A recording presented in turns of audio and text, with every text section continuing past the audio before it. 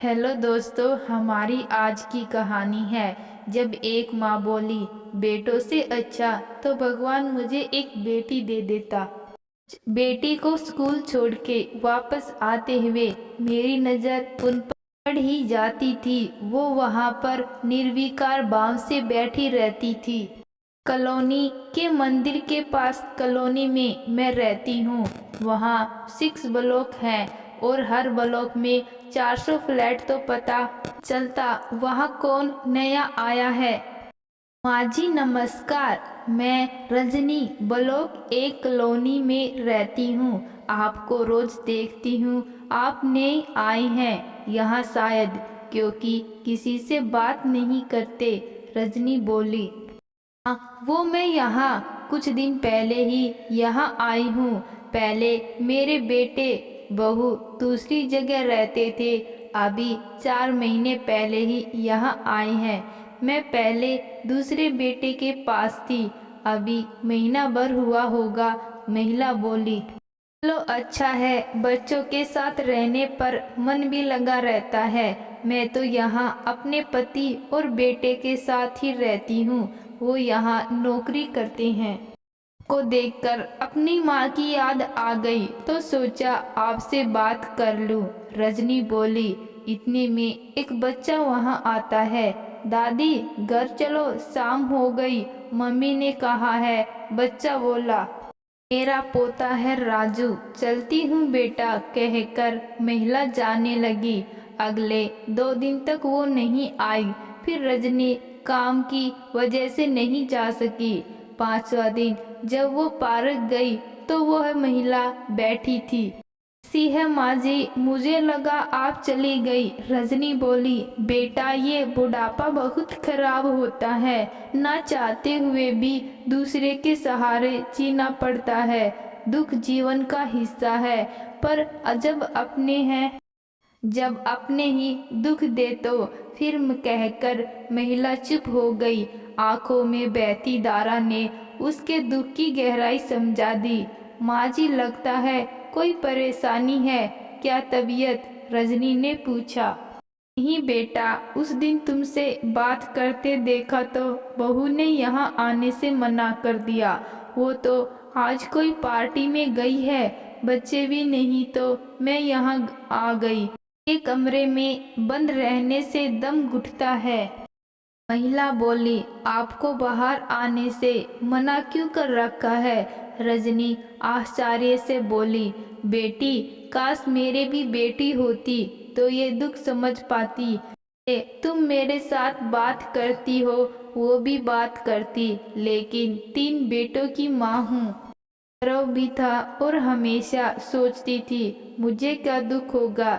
सही कहा आपने, यह तो हमारे समाज की धारणा है, बेटों की माँ को क्या दुख है। लेकिन ये दुख का कारण कैसे?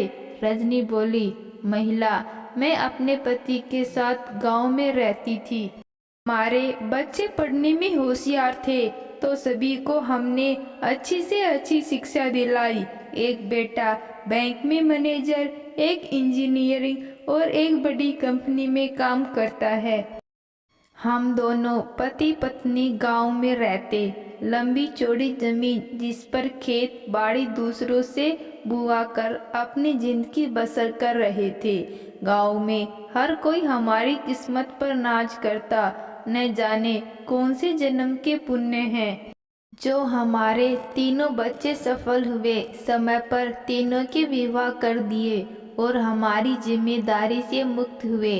समय समय पर सभी गांव में आते, राजी खुशी रहते। लेकिन एक दिन अचानक से इनके दिल में दर्द उठा और हमारा साथ छोड़ गए। सोचा था 3 बेटे हैं, यह दर्द धीरे धीरे कम हो जाएगा। मैंने गांव में ही रहने का तय किया ताकि घर और जमीन की देखभाल हो सके। बच्चे तैयार पर आ जाते तो कुछ दिन चहल पहल रहती।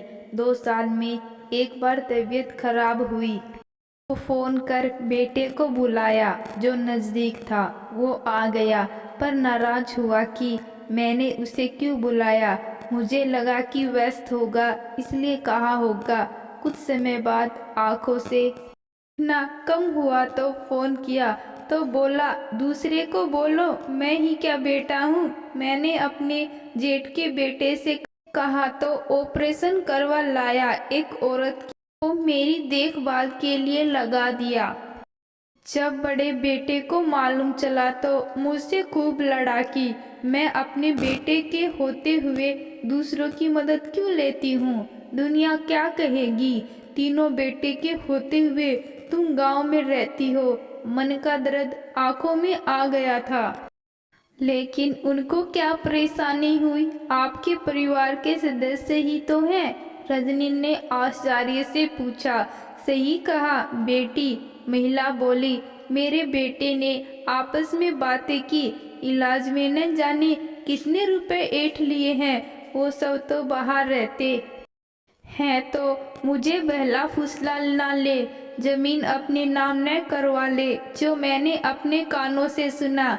पर मुझे ये कहा कि 3 बेटे हैं, खूब कमाते हैं, पूरा घर है, तो बारी बारी से हमारे साथ रहो। दुनिया क्या कहेगी, क्या बेटे हैं, अपनी माँ को गांव में अकेला छोड़ रखा है। मैं भी आ गई इनके साथ। अब सब 4 महीने रखते, हर घर में सिर्फ अपने कमरे में रहती हूँ, ना कोई बात करने आता है, ना बच्चों को आने देते। बस 2 समय का खाना, बाकी 4 दीवार में बंद। बाहर भी किसी से बात करने को मना कर रखा है। उस दिन ने बात की तो बहू ने बहुत सुनाया। साल भर हो गया ये सब सहन करते, मौत भी नहीं आती, अपने गांव में सही थी, कहकर महिला रोने लगी। माँ जी, हिम्मत मत हारिए, अपने बेटों से बात करे, शायद गांव भेज दे। रजनी ने कहा। नहीं भेजेंगे, मैं कई बार इस बारे में कहा, लगता है इसी तरह मेरी जिंदगी गुजरेगी। महिला दुखी होते हुए बोली। रजनी चुपचाप बैठी रही। क्या तुम मेरी मदद कर सकती हो, महिला ने पूछा। बोलिए माँ जी, रजनी ने कहा। तुम मुझे सिर्फ बस में बिठा दो, क्योंकि मुझे इसकी जानकारी नहीं, बाकी मैं गांव चली जाऊंगी, महिला बोली। लेकिन यदि आपके बेटे बहू को यह पता चला कि मैंने आपकी मदद की है तो शायद वह मेरे से। रजनी ने कहा। तुम चिंता मत करो, तुम एक कियारी की मदद कर रही हो, आगे से यह गलती मैं नहीं करूंगी, अपने पैर पर कुल्हाड़ी नहीं मारूंगी।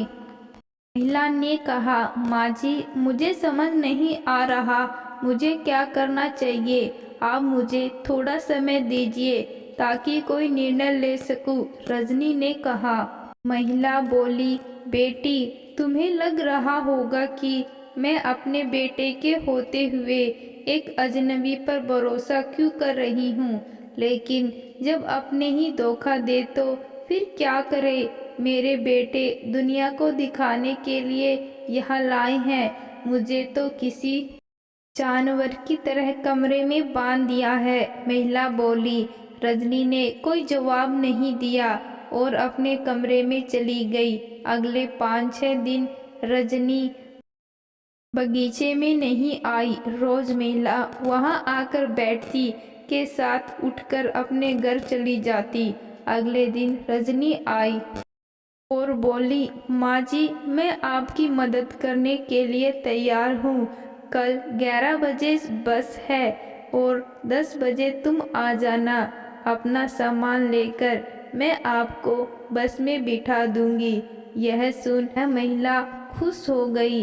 बेटी, तुम कल आ रही हो, भगवान तुम्हारी जिंदगी हमेशा खुशियों से भरकर रखे, महिला ने कहा। अगले दिन रजनी महिला को बस में बिठाकर आ गई।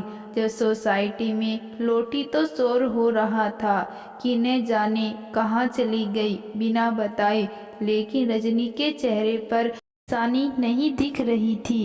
रजनी निश्चित थी कि उसने सही काम किया है। वह महिला के बहू के पास बहाने से मिलने गई थी।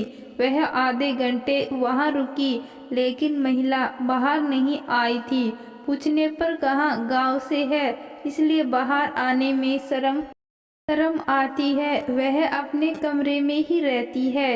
रजनी ने 2-3 बार कहा कि खाने का समय हो रहा है, आपकी सास को भूख लगी होगी, पर बातों में लगी उनकी बहू ने कहा, जब देंगे तब खा लेगी, रोज का काम है। रजनी समझ गई, माँ जी सही कह रही है। गांव पहुंचने के बाद महिला ने रजनी के नंबर पर फोन किया, उसे बहुत आशीर्वाद दिए। बेटा, तुम्हारी बदौलत है मैं फिर से आज़ाद हो गई, अपने गांव लौट आई हूँ, मैं हमेशा तुम्हारी शुक्रगुजार रहूंगी, महिला बोली। रजनी ने महिला गांव बेचकर सही किया या गलत, आप कमेंट बॉक्स में ज़रूर बताना। कहानी अच्छी लगी, कहानी को लाइक शेयर, चैनल को सब्सक्राइब ज़रूर करें। धन्यवाद।